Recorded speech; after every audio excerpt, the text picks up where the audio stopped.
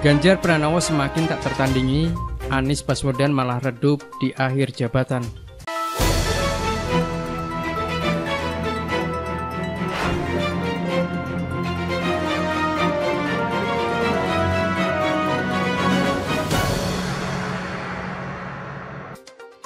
Ganjar Pranowo, Gubernur Jawa Tengah, semakin tak tertandingi dalam urusan elektabilitas. Nama kader PDIP yang satu ini melambung tinggi, melampaui calon presiden lainnya. Hal ini berdasarkan hasil survei terbaru yang dilakukan Carta Politika Indonesia terkait elektabilitas calon presiden yang akan bertarung pada Pilpres 2024 mendatang. Fakta ini dibenarkan Direktur Eksekutif Carta Politika Indonesia, Yunarto Wijaya, ketika merilis hasil surveinya Kamis 13 Oktober 2022. Dia mengatakan dalam survei tersebut, Carta Politika Indonesia melakukan simulasi terhadap sejumlah nama yang belakangan ini populer di kalangan publik.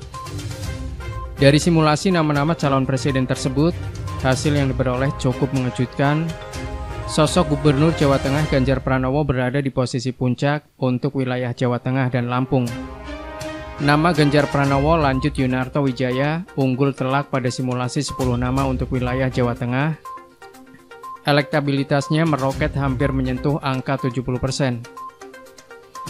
Pada simulasi 10 nama, Ganjar Pranowo mendapatkan elektabilitas tertinggi dengan raihan 68,3%, ungkap Yunarto Wijaya. Berdasarkan hasil survei tersebut, elektabilitas Ganjar Pranowo jauh melampaui nama-nama lain seperti Menteri Pertahanan Republik Indonesia Prabowo Subianto dan Gubernur DKI Jakarta Anies Baswedan. Elektabilitas Ketua Umum Partai Gerindra, lanjut dia, jauh di bawah Ganjar, yakni 7,5%, dan di posisi berikutnya Anies Baswedan yang hanya 6,6%. Ganjar Pranowo menjadi pilihan tertinggi publik sebagai calon presiden, diikuti urutan berikutnya Prabowo Subianto, Anies Baswedan, dan Ridwan Kamil, terang Yunarto. Sementara di Provinsi Lampung, katanya elektabilitas Ganjar juga meroket di angka 32% pada simulasi 10 nama. Sedangkan elektabilitas tokoh-tokoh lain seperti Prabowo hingga Anies Baswedan berada pada posisi bawah dengan 24,9% dan 20,9%. Sementara di Kalimantan Tengah, elektabilitas ketiga nama, yakni Ganjar, Prabowo, dan Anies bersaing ketat di 3 teratas. Ganjar Pranowo mendapatkan 22,3%, sementara Prabowo Subianto 26,6% dan Anies Baswedan 21,4%. Sebagai informasi, survei di Jateng dilakukan pada 20 hingga 27 September 2022 dengan jumlah sampel sebanyak 1.200 dengan margin of error 2,83%. Kriteria responden berusia minimal 17 tahun atau sudah memenuhi syarat pemilih yang diwawancarai tatap muka atau face-to-face interview. Sampel dipilih dengan metode sampling multi-state random sampling. Di Provinsi Lampung, survei dilakukan dengan kriteria yang sama dengan jumlah responden 800 dan margin of error 3,46%.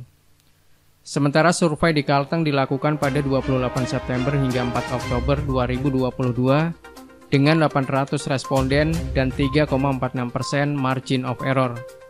Sebelumnya diberitakan Direktur Eksekutif Algoritma Research and Consulting Aditya Perdana menilai ada peluang bagi PDIP bergabung dengan Koalisi Indonesia Bersatu.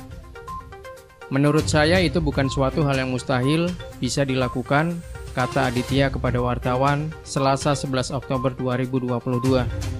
Aditya mengungkapkan opsi KIB mendukung Ganjar Pranowo dalam Pilpres 2024 juga terbuka. KIB hanya perlu menyiapkan pendamping yang pas untuk Ganjar. Bisa jadi begitu karena arahnya KIB dispekulasikan. Sebenarnya yang mau didorong adalah Ganjar, maka pertanyaan kemudian adalah siapa cawapres yang dipersiapkan? Apakah dari 3 partai ini yang paling memungkinkan memang Erlangga Hartanto? Karena dari sisi elektabilitas relatif tinggi, ucap Aditya.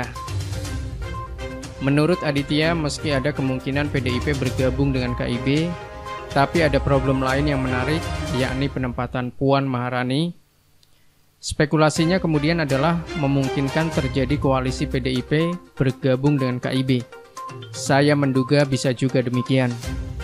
Tapi problemnya, Puan Maharani ditaruh di mana? Apakah Puan mau dijadikan ketum PDIP?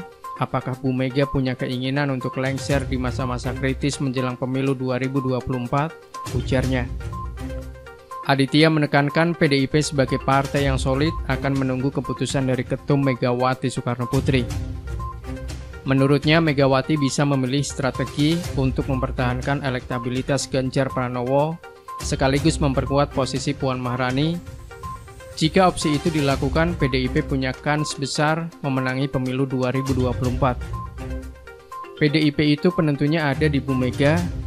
Tapi menurut saya Bu Mega punya insting yang positif, elektabilitas Ganjar tetap dipegang, tapi di sisi lain posisi Puan diperkuat kalau ini memang opsi yang mau didorong. Dan orientasi untuk tetap menjadi pemenang pemilu masih bisa kelihatan ketimbang kalau memaksakan Puan Maharani sebagai capres itu agak berat, tandasnya.